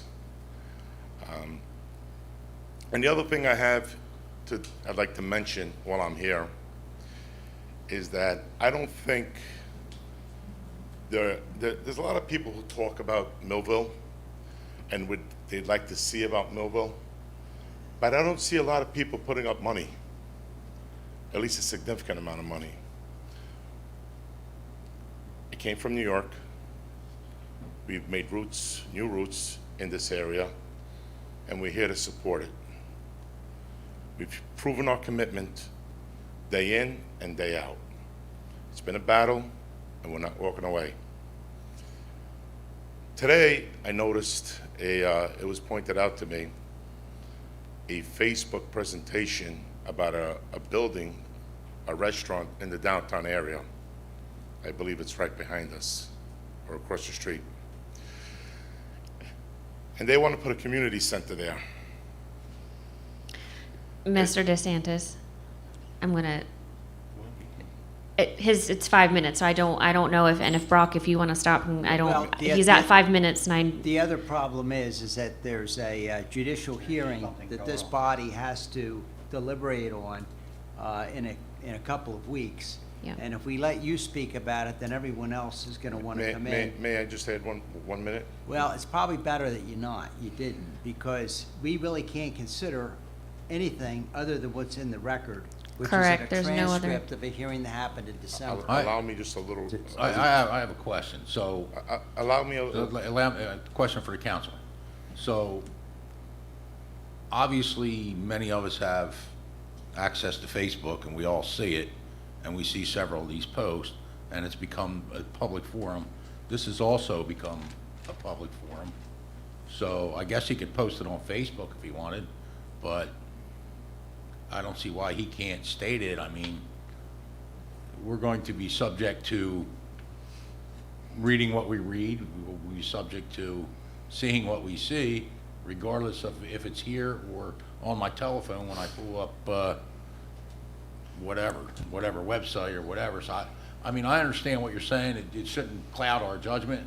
So what I would suggest is that before you do say anything about it, before you do say anything about it, is you heed the counselor's advice. I would say that you, in my opinion, you have the right to say it, but I would ask that you heed our counselor's advice. all and I'd not like to speak say, I up. don't want to Because get. I've already, if I may just say this, what I've already had is I've been contacted by people that are interested in that application. And they I want to don't come wanna- to I the don't wanna next get into that. meeting, and they I want to agree make with a you. big presentation at that meeting, which I don't think is appropriate, because the meeting's on the 22nd.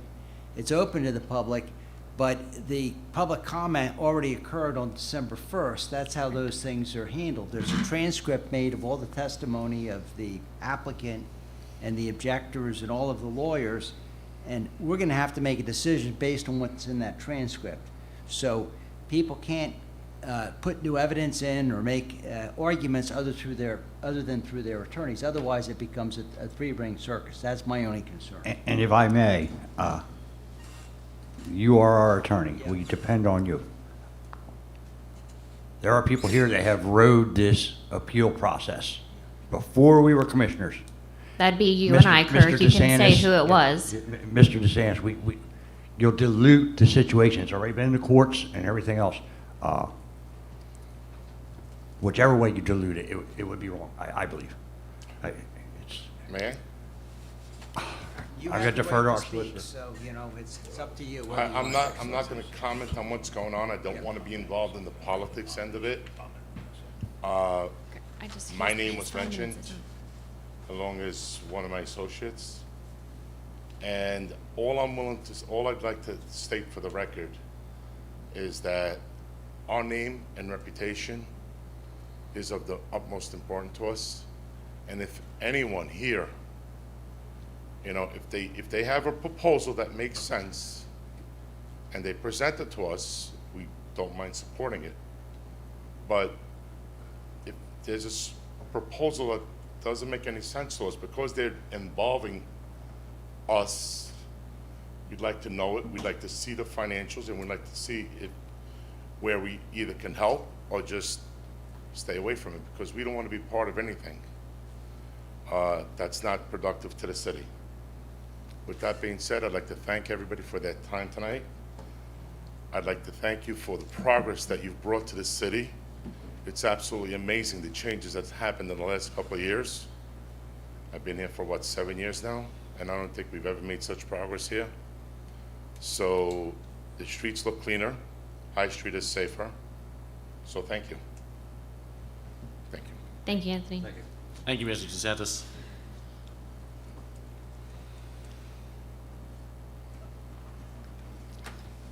Hi, Cindy Cook, Val Lane.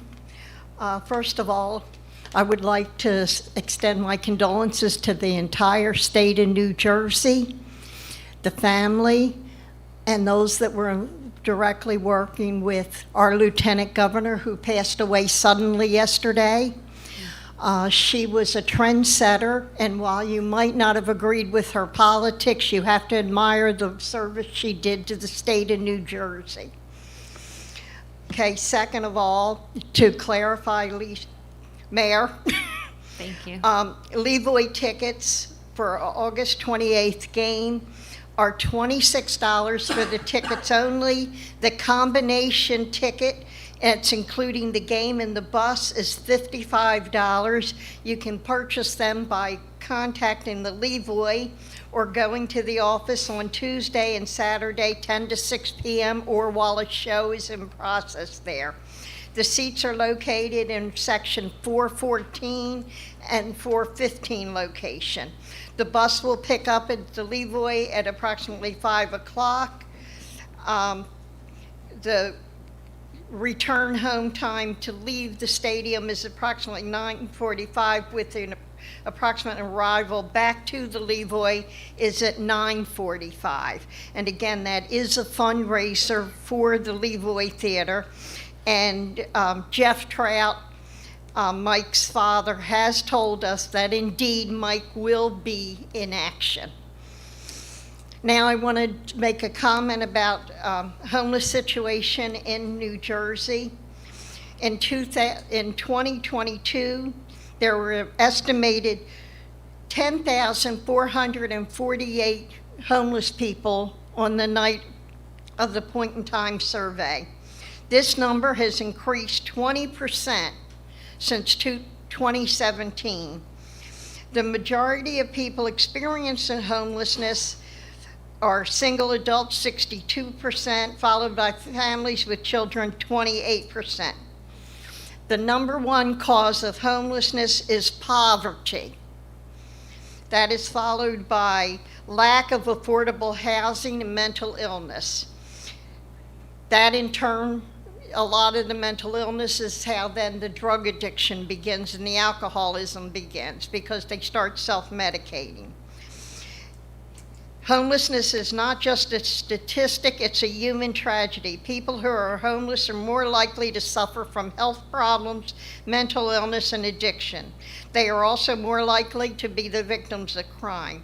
They can have a devastating impact on families for years to come. The children who grow up homeless are most likely to drop out of school, become involved in crime, and experience homelessness as adults themselves. We must start to advocate for policies that address the root causes of homelessness, not just the symptom, which is homeless, but what causes it. This includes policies that increase affordable housing, provide support for people with mental illness and addiction, and help those who are struggling to make ends meet. There's a lot of ways we can help, but we are the difference. I also want to address this time of the year. This time of the year is when almost a lot of homeless people are in transit. I have seen it myself when I paved the highways in New Jersey and the roadways at nighttime. You go down 295, you go down 55, you go down the turnpike, you will see tents where people are spending the night. Most of them are headed in either direction trying to get to their families while the weather is decent. I have seen it in other communities. Like I said, I paved mostly at nights. When we go to park the machines at the end of the night, our lights will shine into the areas where the tents are at. Just because they're in our area now in transit does not mean they are going to stay here. Usually they go ahead, they stay for a while, they get their act together again, get some money by washing windows on businesses or panhandling or whatever, and then they move on. Again, this is the transit period of time. They're not coming to Millville because we got food. Thank you.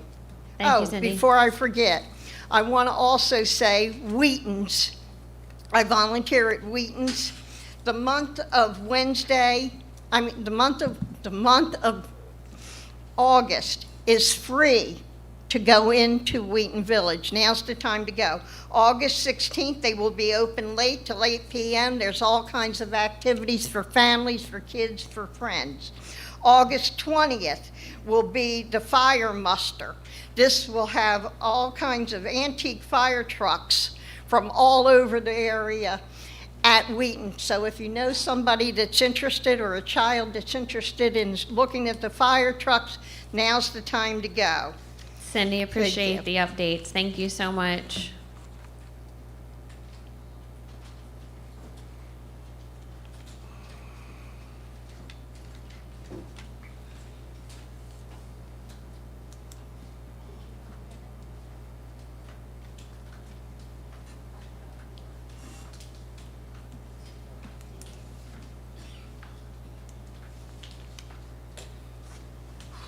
Apologies, it was leg day. I'm not moving a little slower than normal.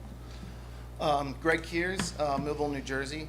Firstly, since it came up, the Ospreys, I am a birder and I kayak the river quite often.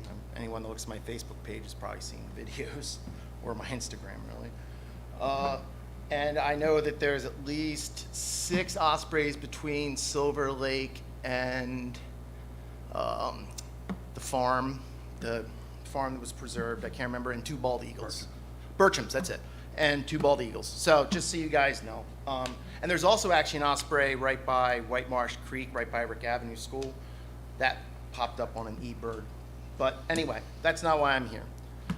As all of you know, over many meetings, I have been inquiring about the handicapped ramp here at City Hall.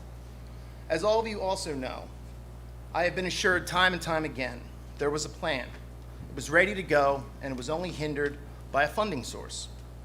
You know, ready to go within reason, of course. Firstly, nearly a calendar year seems like less than a reasonable time frame, but I'll get to that. So imagine my astonishment when I received my follow-up after speaking with Commissioner Suey at the last meeting, that stating that, quote, the plans are not drawn and that the repair was simply, quote, cutting and overlaying concrete. Now, I'm not an engineer by any means. I've studied international relations. But I know that you have to draw specs and plans when building things, because we just don't wing it like a troop of baboons when we're doing construction, especially when it's ADA construction. Further, he also noted in the same email, we're looking at alternative funding, end quote, to speed up the process. Now, to me, this makes it sound like the funding is kind of in flux still. I thought this was covered by the grant that I always mispronounce the acronyms for, and I'm not even going to try again. CDBG.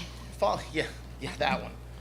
So this had me confused, so I asked my father, who is a mason with over 30 years of experience, and ironically, built a lot of those furnaces you'll be demolishing soon, about the nature of the job as described. And he said, this sounds more like a patch job to me, which just blew my mind because this seemed like it was an ADA improvement to a wheelchair ramp.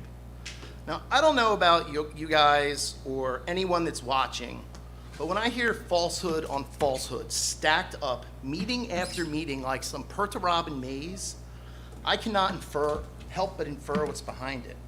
And this issue is of such importance for so many reasons. And the biggest is that I often hear retorts to criticisms of this commission. Well, come to the meetings. Well, I come every session, actually. Yet somehow I always walk away without the actual answers to many questions, but rather receive misdirections and half blow-offs. I can see you guys smirking up there now, so I know I'm already getting blown off. So I ask you, anyone watching as citizens tonight, if you can't get straight answers from your elected officials, what is your real ability to exercise your right of redress? Further, and maybe it's in my own mind, but it makes me question if during the city's current rapid development, which we seem to be doing at just a headlong rate, are developers and residents being told the same things about properties that are being developed? Because, I mean, we watched tonight a land use element with mistakes in it. That, I mean, it almost feels like a lawsuit's coming, to be honest. And that is concerning because you guys were elected that you guys had a common vision for this city. And how can you expect myself or anyone else who to be meaningfully invested in the vision if the basic trust that we're going to get answers when we ask questions isn't there? May I address that, Mayor? Yes, sir. I can only explain things. I can't make you understand things. So when I said there was a plan, there was a plan. It wasn't drawn up in drawings. The cut and repair involves very expensive polymers that cost, it's way more than just a concrete repair job. Now, is there a plan? Yes. You talked about the funding. I looked and still look for alternate means of funding so that I could speed that process up in response to your request. Not that the funding isn't there and set when it is, but so that I could help you obtain that goal better. In the future, I will be very careful. And in fact, I notice every time that I give you an answer, you submit an OPA request for the exact same information.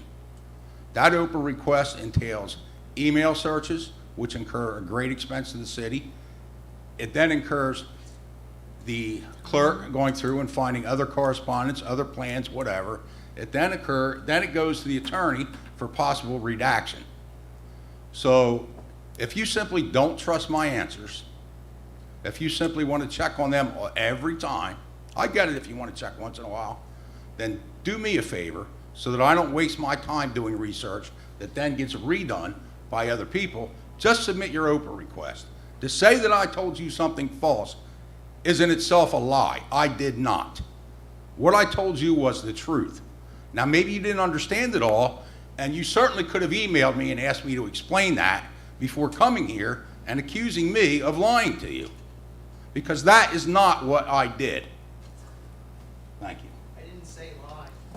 Thank you. Provide false information. We're What's not the going to go difference? back and forth. We're not going to go back and forth over the day. Public comment Excuse is me. over, Mr. Kears. Thank you. We're done. Thank you. You had your say. If there's nobody else, we'll close the public comment portion and move to closing comments of commissioners, please. Commissioner Romanek. Yes, Mayor, I would, I always say thank you for all that are coming, and I do appreciate everybody that does come. But I always tend to say thank you for everybody that is watching, and we never know who is watching us. That's good and bad. Kind of creepy if you really think about it. But some people that I do know that watch all the time are Marty and Wendy Cavanaugh, and tomorrow is Marty's 70th birthday, so I'd like to wish Mr. Marty Cavanaugh a happy 70th birthday. Happy birthday. From me. So thank you, Marty, for watching always. Other than that, I do not have anything. Thank you, Mayor. Thank you. Mr. Watson. Nothing for closing, thank you. Thank you. Mr. Hewitt. All I can say is, I'll start at the end and I'll work my way right across. Mr. Cardy, Mr. DeSantis, Cindy, Mr. Parecka, Greg, Mrs. Kears, no matter what you bring to us, thank you for coming. Good, bad, or indifferent. Thank you. That's all. Thank you. Well, Mr. DeSantis, it's been quite an adventure with you since I first met you on the Wheaton property and had you leave. I then ended up testifying in federal court on the other side of it. Then ended up in mediation. And now, since the mediation, actually before the mediation, working together and getting this property torn down and redeveloped. It was a campaign promise that we've all been working diligently on.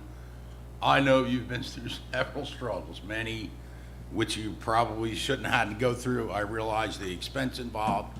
I hope the taxpayers of Millville realize the expense and the aggravation. And quite frankly, I don't know why you just didn't walk away, but I'm glad you did.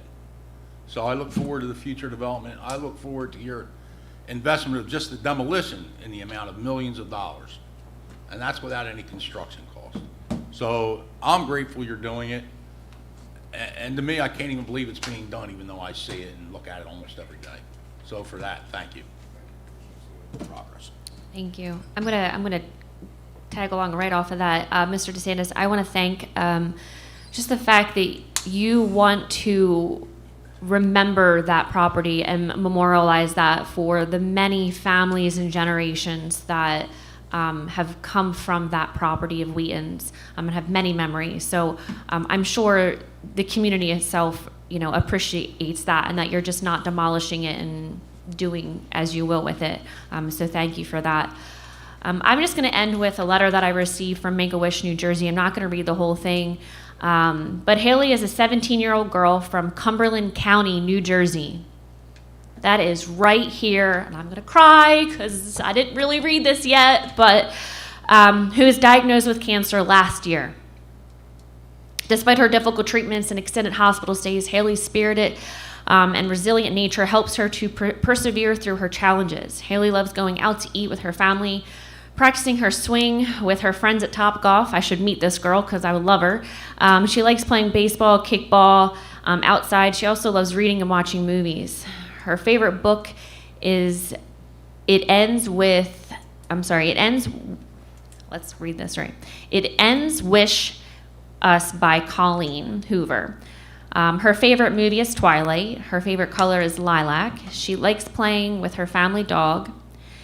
Her favorite class in school is history. Above all, Haley loves music and spends most of her free time listening to her favorite artist, Bad Bunny.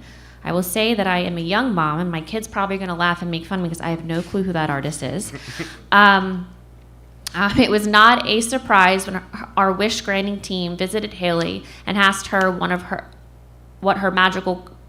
that one magical question. If you could have one wish, what would it be? She declared her wish would be to meet Bad Bunny.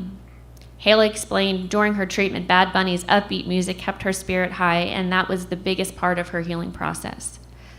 Just to let you guys all know that her wish is underway, and that is going to happen all because of the funds that the city of Millville helped raise at our 2023 Millville Snowflake Punch. So I can't thank the city of Millville and all of you who have a heart and have compassion for these kids who are struggling, because this hit home. So thank you. I want to God bless you all. Have a great evening, and I just want to ask for an adjournment for this Make a evening. motion? Second it. All in favor? Aye.